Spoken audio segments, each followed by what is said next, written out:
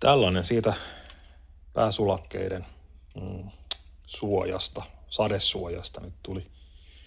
Elikkä siis tuisi tuonne johonkin, noin. Niin vähän enimpiä sateita suojaa. Tuo profiili tuossa päällä. Ihan näpsäkkä. Ja akkukotelua nyt ei löytynyt oikein mitään kovin siroa. Pikkasen nätimpi kansi ehkä tuossa on. Ja sitten tuohon nyt pitäisi tehdä joku pohjapelti. Tuon kotelon saisi sidottua kiinni jollain tämmöisellä remmillä. Sitä ei oikein muuten tuohon pohjaan saa, niin tuosta ajattelin, että jos tuosta alumiinista sitten tekisi tuollaisen pellinpalan, joka vähän kanttaisi tuosta reunoista jäykkäriksi. Ja reijät, vaikka 4 reikää reunoihin ja sitten näihin jäykkäreihin poppareilla kiinni. Ja sitten saa tuon remmin sieltä alta ja kotelon ympäri. Niin eiköhän se nyt pysy siinä sitten.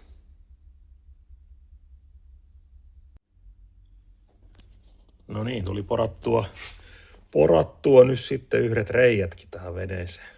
Kerta kaikkiaan, ei pitänyt. Mutta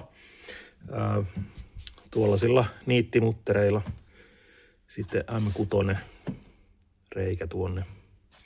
Elikkä 9 millisellä poralla pitää porata tuo alkureikä. Ja sitten Biltemon tällaisella alumiininiittimutterisarjalla vedetään nuo niitit tuonne. Elikkä niitti paikoilleen. Noin. Ja sitten se työnnetään tuonne reikään ja puristetaan kasaan ja ruuvataan sitten tällä ulos tuo kierre tuolta. Hieman hankala nyt kuvata, kun yhdellä kädellä pitelee tätä kameraa. Niin, siellä se nyt on kiinni. Tuo koko höskä. Kaipa tuosta lipastakin nyt vähän ehkä hyötyä on. Vähän enintä sadetta sitten suojaa. Tietenkään takaa, että nyt täysin kuivina pysyvät, mutta ettei nyt kaikki valu suoraan päälle. Eipä nuo päävirta sulakkeet tai katkaisijat, miksi se nyt sanotaan, niin välttämättä täysin vesitiiviitä aina ole, vaikka niin siinä lukeekin. Siellä nyt oli sähköt sitten kytkettynä. Eli siellä on päävirta sulakkeet nyt tuolla hollilla. Akulta plusnavalta menee sitten tuonne 70 ampeerisen sulakkeen napaan. Ja sieltä näkyy tästä. Ne on sitten yhdistetty nuo navat yhdistetty noihin molempiin sulakkeisiin. Eli tulee vaan tää 1 plussapiuha akulta tuonne pääkeskukselle. Ja sitten tästä 70 lähtee keulakoneelle trukkiliittimellä. Eli se keulakone kytketään sitten tuohon. Ja sitten tosiaan tästä 40 pääsulakkeesta niin lähtee sitten plussa tuonne takaosaan sinne pääboksille. Ja maajohto sitten tulee tuosta samasta kaksoisjohtimesta. Niin se jatkuu sitten tästä akulle. Näin. Ja nämä on tää Keuliksen ja veneen sähköjen johdot tuossa yhdessä.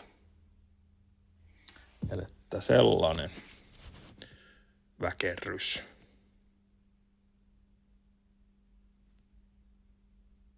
Meinas ihan totaalisesti unohtua, niin tietystihän nuo nyt pitää Ethernet-kaapelilla sitten yhdistää nuo näytöt. Että siitä on jotain hyötyä, että saa sitten mielen mukaan, mitä näytölle nyt haluaa. Paikallisesta eräkellarista löytyi hyllystä kaapeli. Joten tämäkin vähän hölmö, kun lyhin kaapeli, mitä Garminilla on, niin 2 metriä. Saisi kyllä olla huomattavasti lyhyempi, kun tuosta näytöstä toiseen vetää, mutta ei voi mitään. Näissä on kuitenkin vesitiiviit nämä liittimet, ruuvattomat päät, niin ei viitti mitään normi Ethernet-kaapelia käyttää, koska sitten voi tuolta liittimestä laitteen takaa päästä vesi sinne laitteen sisään ja se ei ole hyvä asia. Sellaista. Blackboxikin oli tarkoitus kiinnittää niin sanotusti kiinteästi veneeseen, mutta toisaalta sitten taas pitää olla helposti irrotettava myös. Ja hainpa paikallisesta Etrasta sen jämäpalan tuommoista mustaa 8 millin muovilevyä, olisiko nyt ollut sitten jotain polyeteeniä tai vastaavaa. Niin siihen kiinnittelin tuon boksin. Jätin vähän nuo ruuvit pitkälle, että sitten tänään saa irti sille, että vaan löydyttää nuo ruuvit pikkasen koholle, niin se saa pujotettua sieltä. Ja sitten oli tarkoitus, että se tulee tänne. Nojaa vähän tuota lattiaa vasten. Ja sitten tässä oli kiskossa nuo. Eli kisko oli tuon tyyppinen. Ja siinä on liuutettavat tuollaiset palikat tuolla, jossa on sitten M8-kierre. Ja se ajatus oli, että jos ne sais siihen. On äärimmäisen hankala yhdellä kädellä yrittää tätä. Se otti siihen. Ja jos tuo ottaisi sitten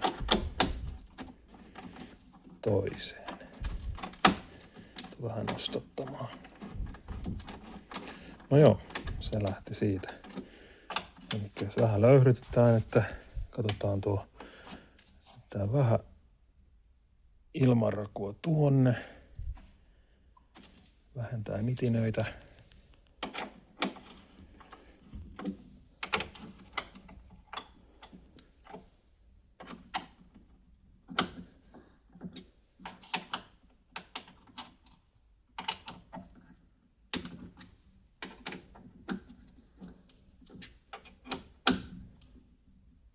No.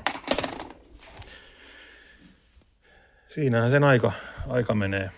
Ja tavallaan tuossa olisi, jos toisen laittaa, siihen mahdollisesti voi saada toisen mahtumaan, jos tarve tulee. Tai saa ne nyt ainakin erilaisilla kikkailulla sitten 2 mahtumaan.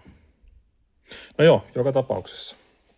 Sitten oli ajatus se, että kun tänne jäi vähän tyhjää tilaa tänne taakse, niin mahdollisesti ylijäämä johtoa ainakin osittain voisi piilottaa sinne. Niin tuossahan sen aika kuluu hyvin. Virrat kytkettynä tuolla. Tulee laitaa pitkin johto tänne. Täällä on virrat päällä. Luotaimet kytketty. Kaikki pelaa. No niin. Ei muuta kuin vesille testaamaan. Valoja nyt ei ole vielä asennettu, mutta niillä nyt ei ihan justiin on niin hengenhätä niiden kanssa, niin ne kerkee kyllä sitten tuossa kesällä vaikka ennen syyspimeiden tuloa niin asentelemaan sitten paikoilla. Tosiaan akulle piti saada joku, tai tuolle akkukotelolle joku kiinnike tuonne. Pähkäilen sitä jonkun aikaa, että minkälaisen siihen nyt sitten tekisi. Niin päädyin siihen, että tehdään sen alumiinista semmoinen pohja tavallaan, kantattu profiili siihen. Innostuin sitten kädillä vähän piirtelemään. Siitä tuli aika hieno ja laaserilla leikattu. Ja työkaveri sitten pokkas vielä kantit tuohon, niin on kyllä todella jämäkkä. Vähän turhankin jämäkkä 4mm alumiinia. Mutta kestääpähän nyt ainakin. Ei taivu sitten tuo akun alla mitenkään. Ja tosiaan sehän sitten istuisi tuonne tuolla lailla.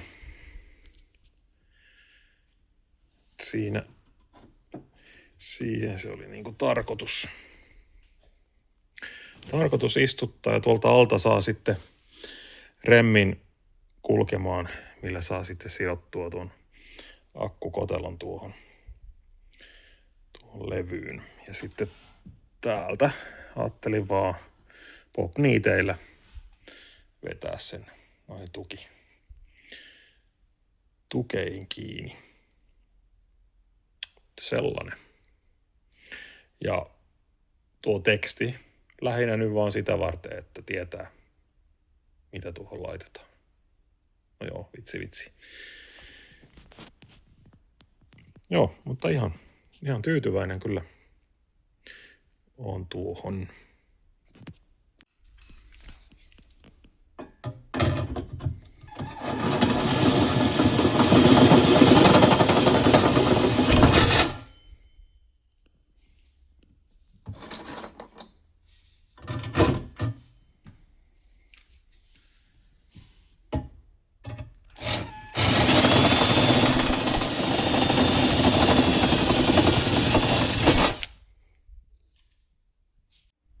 Siinä se on. Kyllä tuli hyvä. Aivan loistava. Siinä se akku nyt sitten saa istuskella. Vielä tuosta lokaatiosta, miksi akku tuonne, jopa niin, että se on vähän vinossa, koska lattia alkaa jo nousemaan tuosta kohtaa. Mä halusin akun niin mahdollisimman eteen, kun vaan pystyy laittamaan. Ja myöskin vastakkaiselle puolelle, missä sitten kuski istuu.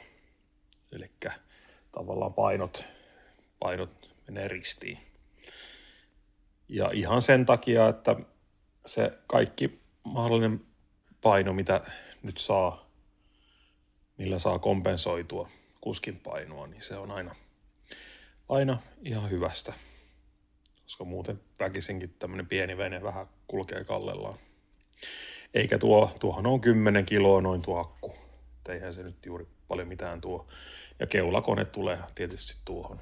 Se nyt jonkun verran vielä kanssa tekee, mutta mieluummin se 10 kiloa laittaa hyötykäyttäjän, kun sitten sijoittaisi johonkin huonoon paikkaan. Että siinä nyt pääsyy. Ja lisäksi sitten se, että saa mahdollisimman lyhyen kaapelin keulakoneelle, niin ei tarvitse mitään järjettömän vahvaa kaapelia siihen. Olikohan tuo nyt 10 neliöistä tai jotain sitä luokkaa. No, kuitenkin.